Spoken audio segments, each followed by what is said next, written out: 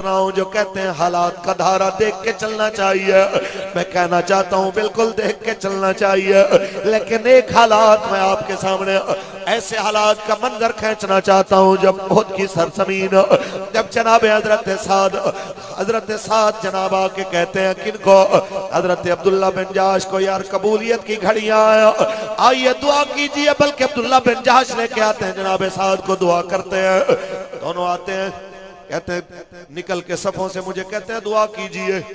कहते हैं मैंने दुआ किया, अल्लाह जब मुकाबला हो किसी बहादुर दुश्मन से मेरा मुकाबला पड़े और वो मुकाबले में आए और बड़े सख्त जान मुकाबले हो, फिर मैं उसका सर उतार दूं, फिर मैं उसकी जनाब आला जितना भी जनाब आला उसके ऊपर आलाते हर मैं वो उतार लूं, उससे मैं सिरा भी छीन लूं, तलवार भी ले लूं, खौद भी ले लूं, और मैं जब जाऊं उसका घोड़ा भी साथ ले जाऊं, दुनिया मुझे गाजी कहे मैं जिंदा जाऊं।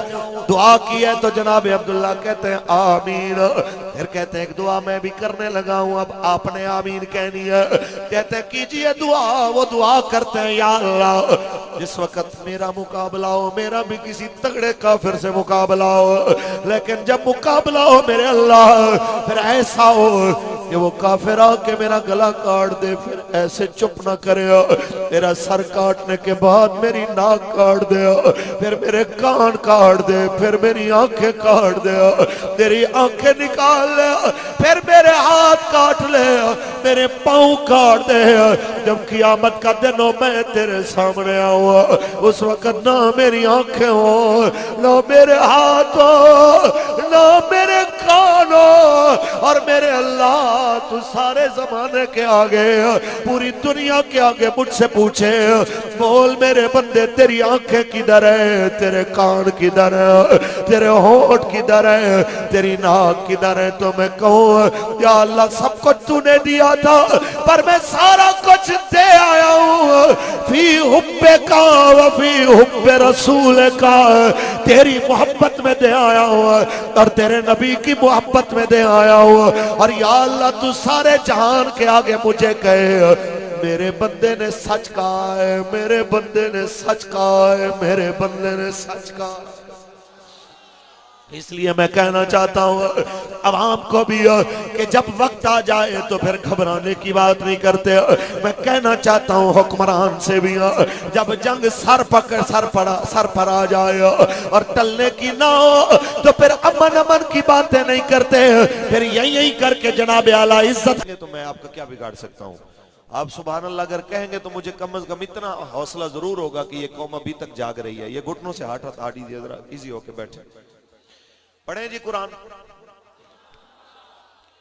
खालिक कायनात ने इरशाद फरमाया वरफाना लकद करक, ऐ हबीब हमने तेरी खातिर तेरे जिक्र को बुलंद फरमा दिया जिसके जिक्र को रब्बे कायनात ने बुलंद फरमाया। जिक्र तो उसका इतना बुलंद है जब अभी कायनात ने जनाब आला होश नहीं संभाला था उस वक्त भी उसकी बातें हो रही थी, और जिस वक्त जनाब आला ये दुनिया खत्म हो जाएगी उस वक्त भी मेरे करीम आका का जिक्र खुद मेरा खालिक के कायनात फरमा रहा होगा। मैं बात इतनी करने के लिए हाजिर हुआ हूँ, आप सारे मेरे समेत कलमा पढ़ने वाले सारे आशिक रसूल जिससे पूछिए वही कहते हैं मुझसे बड़ा आशिक रसूल कोई नहीं है। लेकिन आज जब हुजूर की नामों से हमला होता है हम कहते हैं मौलाना मसाइल भी समझने चाहिए, हम कहते हैं दुकान भी तो चलानी है, हम कहते हैं देखिए कारोबार भी तो चलाना है। जिस वक्त आपके कादियानियों को हर सूबे में एक मरकज देने की बातें हो रही होती है, हम बात भी करते हैं तो कहते हैं ये मौलवी शिद्दत पसंद हो गया है, ये मौलवी आपे से बाहर हो गया है। आज मिर्जाइयों का खलीफा जुबान दराजी करके कहता है जनाब आला आज कादियानियत के खिलाफ जो कानून है वो खत्म होगा और कादियानियों को बात करने की जनाब आला सुख का सांस लेने की इजाजत होगी। तो मैं कहना चाहता हूँ जब तक मोहम्मद अरबी के ये फकीर जिंदा है, जब तक सरगोदे में एक भी खत्म नबूवत के मानने वाले की आंख की पुतली फड़क रही है, जब तक हमारी पलकें झपक रही है, खुदा की इज्जत की कसम है सर तो कट सकता सकता है, लेकिन आका की खत्म नबूवत पे सौदेबाजी कभी नहीं की जा सकती है। हमारी जान भी निकल रही होगी, हमारे बच्चे भी पुकार रहे होंगे ताजदार खत्म नबूवत। 3 बार आपने कहना है जिंदाबाद जिंदाबाद जिंदाबाद, और तीसरी बार यूं जिंदाबाद कहना है कि जनाब आला उन तमाम सोए हुए लोगों को भी पता चले कि आज सरगोदे के मरकज के अंदर जनाब आला हजूर के गुलाम खत्म नबूवत के अकीदे पे हिफाजत का अहद व पैमान कर चुके हैं। ताजदार खत्म नबूवत जिंदाबाद, ताजदार खत्म नबूवत।